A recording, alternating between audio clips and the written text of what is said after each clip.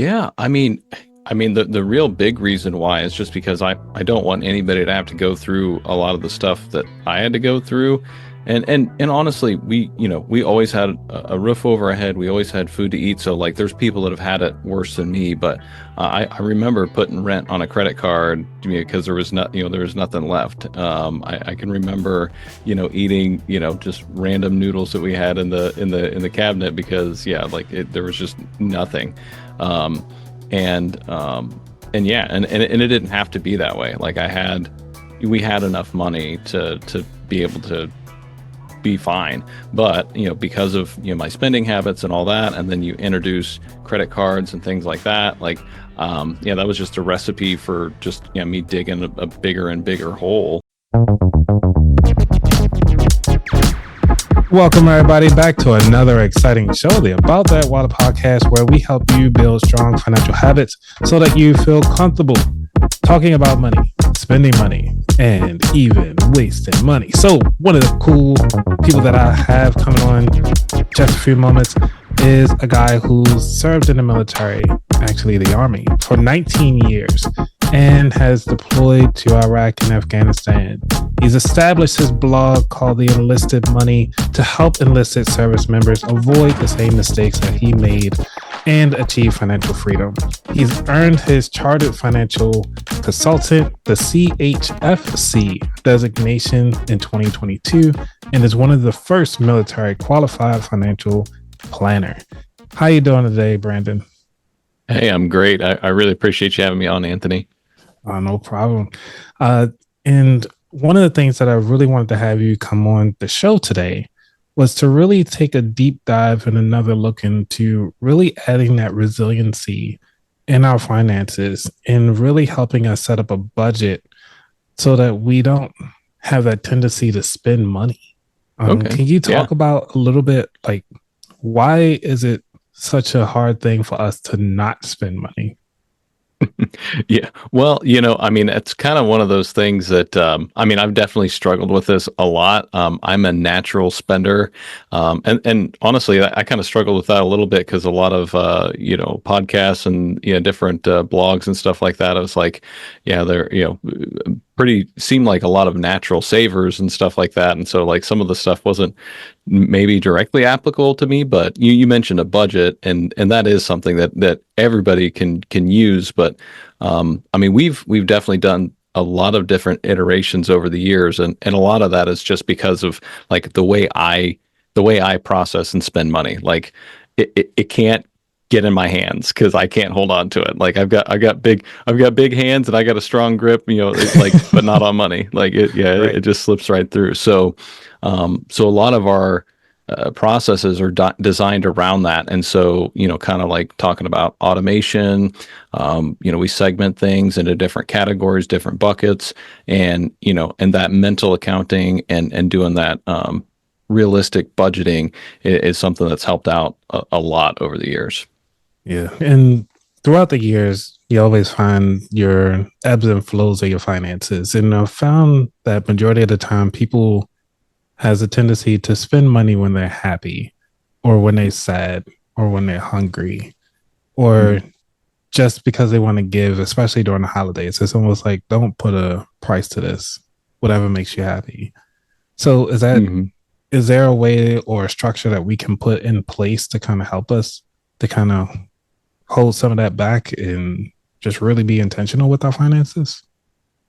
Oh yeah, definitely. Especially like you talking about like the giving and stuff like that. Like I'm really bad about that. Like I'll just be like, hey, here, here's $20 or whatever, and it would drive my wife nuts because she'd be like, oh, we needed that. Like that was, we needed that. And so over time, we've actually got a system in place. Like we actually have a set amount of money that goes into a specific giving fund, and then we'll use that. And actually, I now carry they're pretty cool. I don't think I have one on me, but they're little Grace Bomb cards, and then keep those in an envelope in my wallet or in my car or in both of our cars, just with a little bit of cash. And so like that's like set aside for, hey, if we find somebody that that needs something or whatever, I can give them $20 or buy them a meal or whatever they need and give it to them. But yeah, I mean, I think you really touch on a really important piece is just that,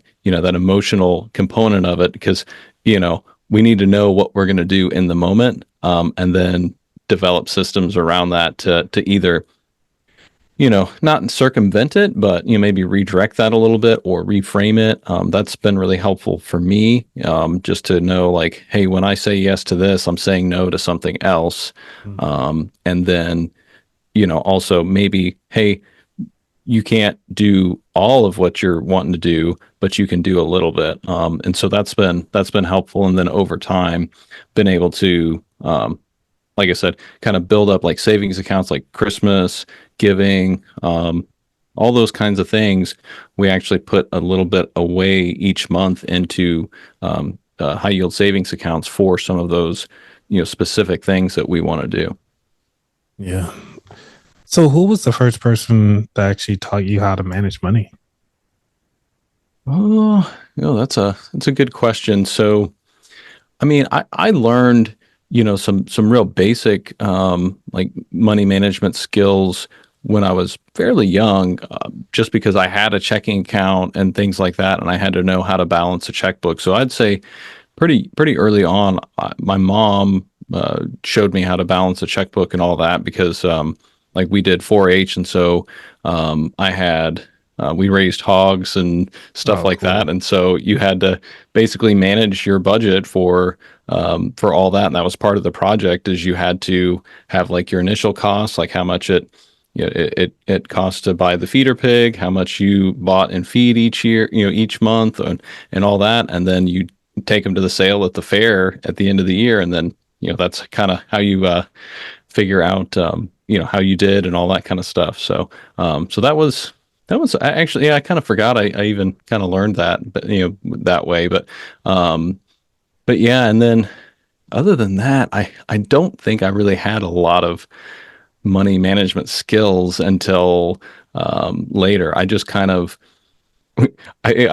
figured out, like, hey, I spent all my money. I need to go make more. And so I got really good at like finding Making money, ways to right? make money. Yeah. Oh, I'm really good at making Yeah. money. I'm even better at spending it though. And so that eventually became a problem, just, over time. So, Yeah. And one of the things that I found is that we love making money. It's so easy to do. But when it comes to spending, sometimes it depends on, your mindset at the time frame. Like, obviously, during the fall, it's like, shucks, we ain't going nowhere. Let's spend it. Let's go somewhere. Let's do something fun. But also, you created this whole program because you delved into a lot of stuff before you actually finally honed in onto your craft from blogging. mhm. And you did this mostly because nobody was out there talking about it the way that you felt was helpful. Can you talk about more of a reason why? What is your big why besides just like, hey, I just want to give this to somebody else? Yeah, I mean the real big reason why is just because I don't want anybody to have to go through a lot of the stuff that I had to go through. And honestly, we always had a roof over our head. We always had food to eat. So like there's people that have had it worse than me, but I remember putting rent on a credit card because there was not, there was nothing left. I can remember, eating, just random noodles that we had in the cabinet, because yeah, like there was just nothing. Um, and yeah, and it didn't have to be that way. Like we had enough money to be able to be fine. But, because of, my spending habits and all that, and then you introduce credit cards and things like that, like, yeah, that was just a recipe for just, me digging a bigger and bigger hole. And so, I guess my big why is just, nobody needs to do that. And if, if somebody would have told me early on, like, hey man, if you just stay out of debt and invest about, 150, $200 a month starting now, and never put any less than that in, away, then you'll be a millionaire someday. Like, you just, I would have been like, wait, hold on, say that again, but slow. Like, Right. but whenever I was younger, nobody told me that. Like, the only thing I knew is that, like, I had the TSP because I was in the army. But the only thing I got from the brief on it was that they were going to take money out of my check. Like, I was like, you're going to take money out of my check, and then maybe it grows, and I get it like when I'm like 60 something. Like, am I even going to be alive then? Like, I don't even know, man. Like, I'm getting ready to go to war. Like, no, I need this money now. Like, Right. Because one of the things that in your story you mentioned that you started your Roth with just $50 a month, if I'm not mistaken, right? yeah. So how is it doing now? Yeah, I haven't looked in a little bit, but yeah, I think it's because I haven't contributed to it for a long time now. But I think last time I looked, I think there's $43,000 in there. Wow. Um, and yeah, actually, it's funny. I didn't really know what a Roth IRA was when I started it. Like, it was just literally like at the end of a phone call, like, at the bank that I had, they, did like the upsell kind of thing. Like, hey, by the way, we noticed you don't have a, X, Y, Yeah. and Z or what. They would always do that, especially mostly with like insurance stuff. Be like, oh, hey, have you, do you happen to have a, saw that you got married. Do you have a, whatever, wedding set insurance policy. I'm like, I don't, that's a thing. But anyway, so that's how I started it, and they just said, hey, you can just put $50 a month into it, and it'll grow tax free. And I was like, oh, well, that sounds, sounds good. I think I was deployed at the time, and so I was, kind of felt like I had a bunch of, like extra money. I was, felt like I was, big baller. I was like, yeah, $50, yeah, no, Right. no problem, That's no problem. Right. yeah. And then I basically forgot about it. And then when I went to transfer it, yeah, I was surprised. It was like 20, because this was after I kind of like started learning about personal finance. I was like, yeah, I should probably do something with that. Like, now that I know what it is, and, What year was this? that when I transferred it, that would have been in 2018. Oh, wow. So you've been Um, in there for a while. Like I'm just thinking of because Roths are fairly new. So, mhm. for you to have that amount, that's really good. Yeah, and so when I transferred it, I think it was right at $20,000. I forget, it was like 19,800 something or whatever. I think I have it written down somewhere. Um, and yeah, it's more, and I haven't contributed any more to it since then, and it is over doubled. Like, and I don't do anything with it. I just let it ride. And it all started with $50 a month, and so that's like kind of one of those things is like you can't, like, do anything you can, at least start with something. If you can get $50, even if you can't get $50, like, you put 20, 10, 20, 30, whatever, until you can, start putting something away. But yeah, I mean, you can't afford not to start is really like the big thing for me. That's actually a good title for the show. You can't Yeah. afford not to start. Yeah. So yeah, I mean, actually, that was, I don't run it anymore, but that was the name of my podcast that I had, Oh, cool. called Start 100K, and that was kind of my whole idea. It's like, if you just get started and then just focus on getting to that first $100,000, like, you'll build all the habits and all that kind of stuff. Like, just, make it a smaller goal to start, and then, from there, time will do its thing. So. Um, Yeah. but yeah, so I think I'm definitely a big one of like, hey, just get started. You'll figure it out as you go. As we got time, because I do want to dive into some of the perks of Hmm. being in the military. Okay. And also, let's kind of bring it back to why did you even join the military in the first place? Yeah. As far as like joining the military, funny story about that. So, um, I more or less I just didn't want to go to college. Fair. And I mean, I knew I didn't want to stay where I was, and I knew I didn't want to go to college because I was like, college is just like harder high school, but you have to pay for it. And I was like, I hate going to school. Like, I was so ready to be done with it. Um, and I was smart, and I was just as ornery. But so I was like, well, okay, the Army says I can go and go get a tech job, basically, which I more or less did. I got into satellite communications is what I do, did by trade. Um, and so I'm like, okay, cool. So technology job, all right, that makes, family happy. And, if I decide to go to college, oh, by the way, yep, mom, dad, like they're going to pay for my college. So, that kind of like, it was kind of like the best compromise for me is like, hey, I don't have to do any of the stuff that I don't want to do. And everybody thinks that I'm going to have college. And so I'm like, all right, cool, let's do this. Um, and then I get in and they're like, hey, in order to get promoted, you're going to need to start taking college classes. And I was like, oh man, got Right. me. You So, still can't get away from it. yeah, but yeah, that was really the big driver. I wish wish I could say, hey, yeah, it was just, I, really was inspired to go serve my country or whatever. I mean, there's a component of that too now, but Mhm. back then it was really just, I didn't want to, I needed a good job and I didn't want to go to college. So, Yeah. And you mentioned earlier about like having your child now mhm. and that you're married. Would you like be going forward and like your child choose military, or will you give them like not better options, but other options out there in the world? Mhm. Like, hey, you can actually do something else.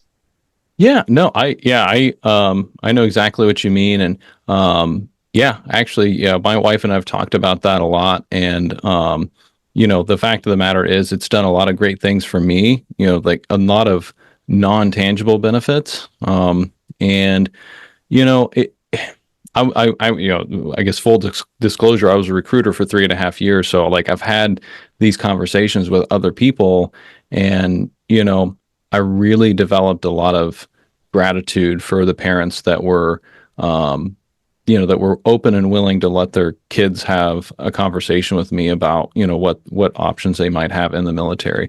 But I also took that really seriously, and I made sure and let them know, like, hey, if I don't think this is right for you, or hey, like your goals, like, yeah, you shouldn't enlist. You should probably go to college and do ROTC or something like that. And there's some that I'm like, hey, look, if you don't want to go to boot camp, if you don't want to deploy, like, hey, don't do this because yeah, that's just part of the that's part of the gig. But yeah, I would be very proud of my son if that's a path that he wanted to take. But if he wants to do something else, hey, as long as he's doing something productive and he's a kind and caring person in the world, that's really our main goal. Yeah. And as you know, you're aging, and all of Mhm. us are aging, Yeah, and little gray. you have your parents coming in. So, as you moving into this sandwich generation, how are you Mm. preparing your family to having those tough discussions again with bringing in the parents into your household, or if you want to put them into a home? Like, what do those Mhm. conversations look like? Yeah, those are yeah, because I mean we're starting to have some of those conversations. I mean yeah, and it's a little complicated because like on both sides, like we're our biological parents are not together anymore. So like my mom passed away when she was 55. My dad's since remarried.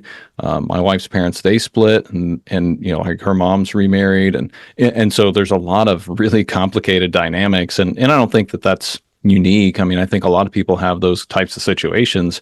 um, but yeah, I mean, we bring up some of these conversations, and it's tricky because like I know my dad fairly well, but I don't know his wife all that well. And same with my wife's mom's husband, or like it's like you kind of tiptoe around those, but eventually like it's going to be a problem. Like and we've kind of discussed some of this, and just because of like my experience and going the all the estate planning courses and like all the different things that I know, like um I kind of like bring it up like, hey, by the way, if you don't happen to have anything in place, this is what the state will have happen if you don't have anything else in place. So like, my dad, I'm like, hey, technically the way that the state splits it up, us kids get half, she gets half, and then we split it's like that's not a good. I mean, we don't have any ill will, and we're not going to kick her out of the house. But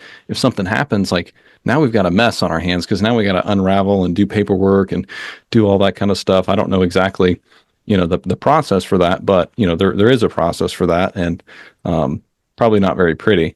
But then also too, like you mentioned, like long-term care, things like that, that's a that's a whole nother beast. And, trying to figure out, you know, those tough conversations of like, I don't want to ask, but I got to ask, like, Right. is there any money? Is there not any money? If there isn't any money, like, okay, then now we have to kind of understand, like, your only hope is Medicaid. And then what is that actually going to cover? And, so I mean, it's one of those where, a lot of people think that Social Security Social Security and Medicare are going to take care of a lot of those kind of things, but they don't. Not, like the only thing that really covers that is Medicaid, and that's after you've done the means testing and all that. So basically, you don't have you'll have to liquidate most of your assets in order to qualify, and so that's tough to watch because we've seen that happen with grandparents, and it's really sad to see your grandparents' house go away, or see them have to get moved, a couple different times because of money issues. So yeah, it is something that, we think about, and yeah, it's a tough topic, but it's a really important topic. Hopefully, the Roth that you're building up will be able to, buy the home, so you don't have to worry about selling it at that point. Yeah. Yeah. That's something that, we'll have to, yeah, I guess we'll have to cross that bridge when we get there. But yeah, in theory, I mean, there are quite a few protections for the home, itself. But yeah,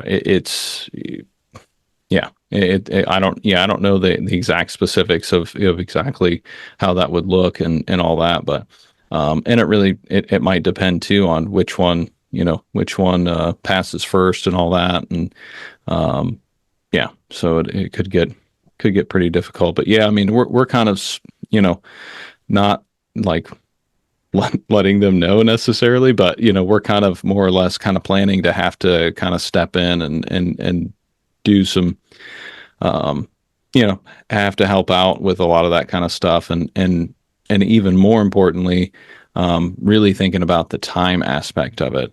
Mhm. And I think that's actually something that you know we got to see firsthand with my mom. My mom was in the hospital for several months, and so just seeing the time, like, a lot of family stepped in to kind of help. And, we're all like, obviously I couldn't take leave for that much time. And, but my work was pretty flexible with me. That's good. And we just happened to live fairly close. So, but having that time flexibility, as you've got parents that are getting older and have issues and stuff like that, they might be in the hospital for a while, and, have to have care at the house, and have mobility issues and all the, so those are things that I definitely think about as like having that flexibility to go and assist, or, hey, what does that cost to have, a nurse come by once a week, or whatever, Yeah. Can you yeah. give And us a like my dad. ballpark for that price? Hmm? Because I know, at least in Maryland, I think it was around almost about 1,000 or so just to have a nurse there around the clock for about a week. Yeah, I actually don't know off the top of my head how much that would cost. I'd have to price that out. Probably should start looking into that, but yeah, I know it's not cheap. I know. Because yeah, I mean, yeah, you look at, listings and stuff like that. I mean, nurses get paid fairly well, and then the company, of course, takes a cut. So whoever they work for is going to take a pretty big cut. So I assume it's not going to be cheap. So probably Yeah. probably cost more than my hourly wage. So True. Yeah. Just looked online. Look like at seniorliving.org has like a basic price down breakout. So they saying for the state of Maryland for home care, for about 8 hours is $195. And that's just for the day. So, you take that, you paying somebody's hourly wage, like Mhm. their living wage to come to your home.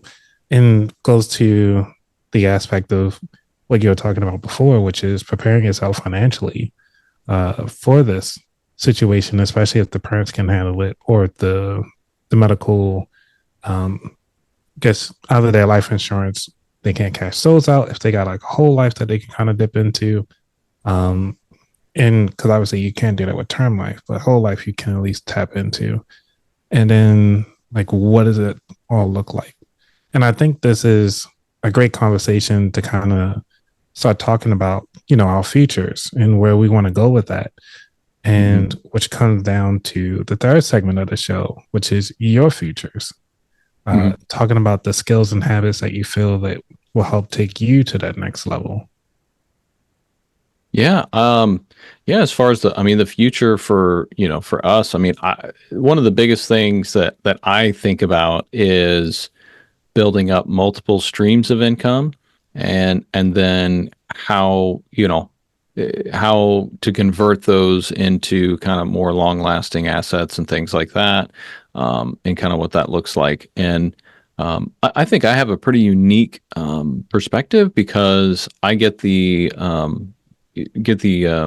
I have the ability to look at like people that are actually in retirement and some of the issues and things that they're looking at. So doing the pair planning and stuff like that whenever I build a financial plan and look through all that, run scenarios for Roth conversions, like all those kinds of things. I get to see like a lot of the different issues that they're dealing with now, and then I can kind of apply that. If you ever read the book The 7 Habits of Highly Effective People, like that concept, begin with the end in mind. I'm like, okay, well, if this is if this is what it's going to look like, at the end, then I probably need to make a couple different changes and things like that for what we're doing now and need to make sure we're set up and all that. And so I think I'm very blessed in being able to have that perspective and then juxtapose that with I know all the things that I should have done when I was younger.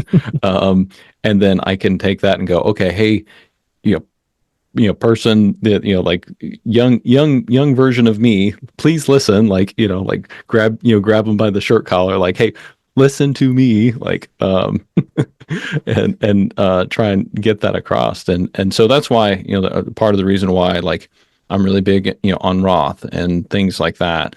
But then also, like I said, looking at different streams of income and then kind of what that's going to look like, just because there's like when you're accumulating and stuff like that, nobody talks about things like required minimum distributions or the widow's penalty or that thing, different things like that. And so that can be, yeah, it can be something that you really want to look at a little more carefully as you kind of build things up.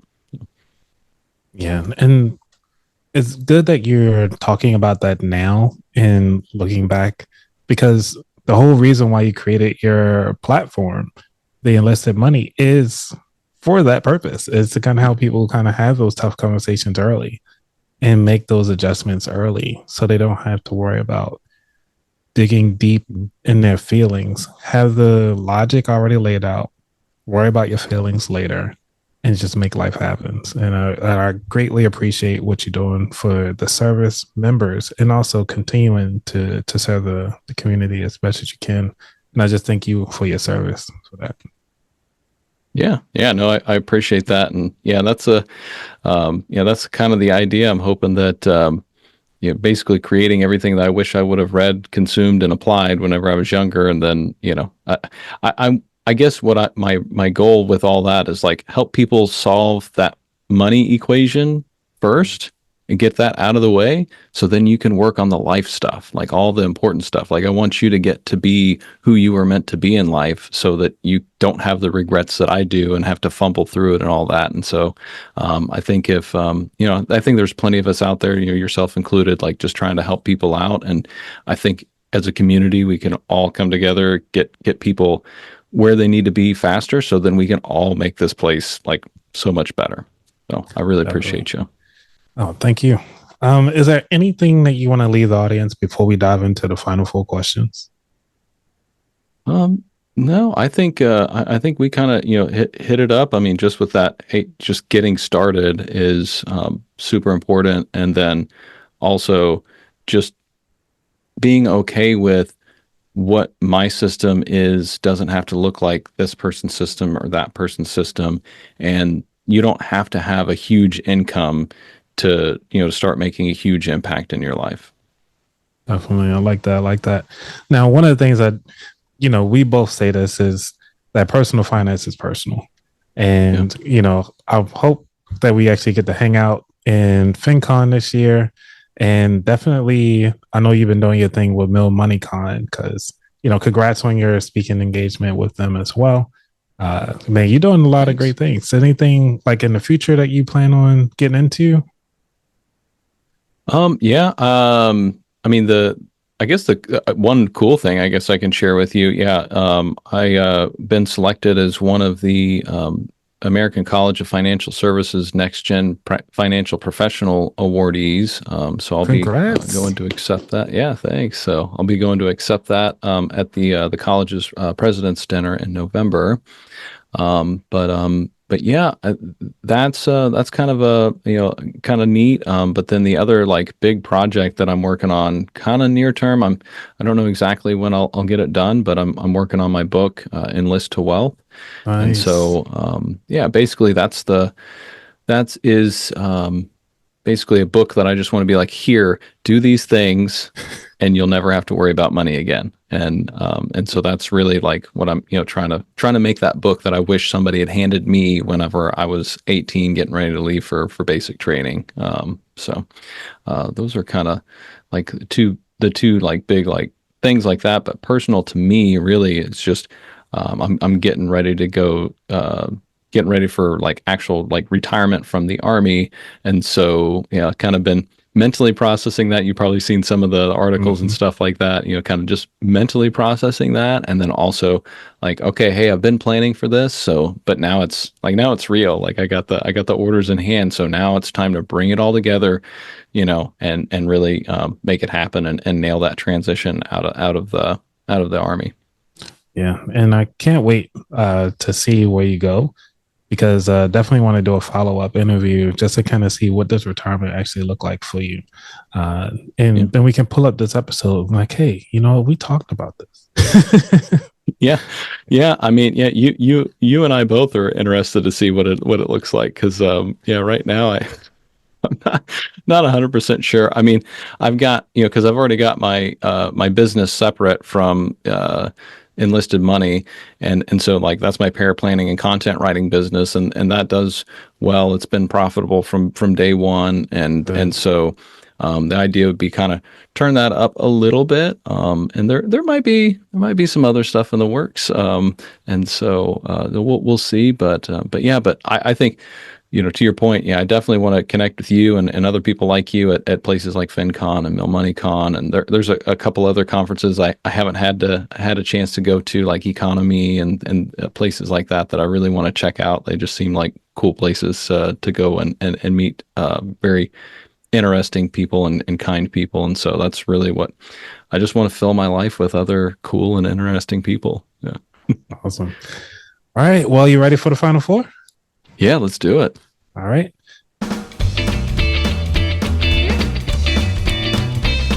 Number one, what does wealth mean to you? Wealth to me really just like the word wealth is the accumulation of your life's energy, and what form that takes. And so, to me, wealth is not just a money thing, but I would say it's a sum of all the memories of you that are collected within other people and other entities around the world. And so that's kind of ties into, like, for me, like my goal is every person, place, organization that I'm a part of, I want to leave it better than whenever I got it. And so so that's kind of how I think about a lot of the things that I do, and I just try and become better each day. So my personal mission statement is perpetual improvement. So that's when I think of the word wealth, that's what I really think about, is I guess almost legacy, thinking about that, but also too, the money component of that is important because that is a catalyst for those other things. So those, a lot of these aspirational things that I want to do, they do take a little bit of money. So I think there's a component of that too. So true. Number two, what was your worst money mistake? Ooh, I would say, like the biggest single money, like worst money mistake was financing a brand new pickup truck. Which, I mean, I say that it's my worst and best financial decision because that was actually what got me to understand, like, I'm spending a lot in interest. And that's what, kind of led me down the path to, I found a, personal, it still exists, but not the same, but Get Rich Slowly. I found that blog and was reading through there. And then that led me to Dave Ramsey, which led me to Debt Free, which then eventually, you can kind of pull on these breadcrumbs and see where it led. But it all, really, that truck was kind of the catalyst for me, like going, hey, idiot, like this is not like this is not going to work long term. Like you could almost bought the truck you liked and before in cash, like for what you're going to pay in interest. So I was like, yeah, this is it doesn't compute, Brandon. You've got to figure something out. So. Number 3, what is your favorite financial or non-financial book? Oh, that is a think. I read so many books, and there's so many that I really, really like. I think I really come back to the 7 Habits of Highly Effective People. Like that one, it can apply to so many different realms. But I think it's just one of those that's been really, really it's on my list of books that every human being should read. I think that one's a good one. But personal finance books, if I could only pick one, it'd probably right now be The Psychology of Money. It's just a really, really digestible and get those basic concepts, like how to think about it. Number 4, what is your favorite dish to make? Ooh, my favorite dish to make. Let me think about that, man. Because I like barbecue. You might not know this. My first website I ever made was a barbecue website. Really? No, I didn't know that. So yeah. So my favorite dish to make would be, trying to think.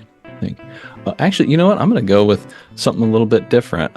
So one of my favorite ones to share with people is gravy and dumplings. Gravy and dumplings? Yeah. So instead of like biscuits and gravy, instead of like, chicken and dumplings. So, I make it's like really thick, like sausage and bacon gravy, and then put the biscuit on top and then bake it. And so then you've got this layer of biscuit. I mean, you need a nap after you eat it, but yeah, no, it's that's probably my favorite one to make for other people and share. So. All right. Well, I definitely have to hit you up on that dish whenever you make it.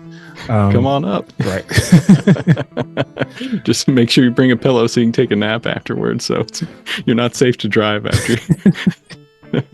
Well, dude, I'll just stay at the hotel. Like, I'm gonna crash out. There you go. All right. So the very last question of the show, which is, where can people find out more about you?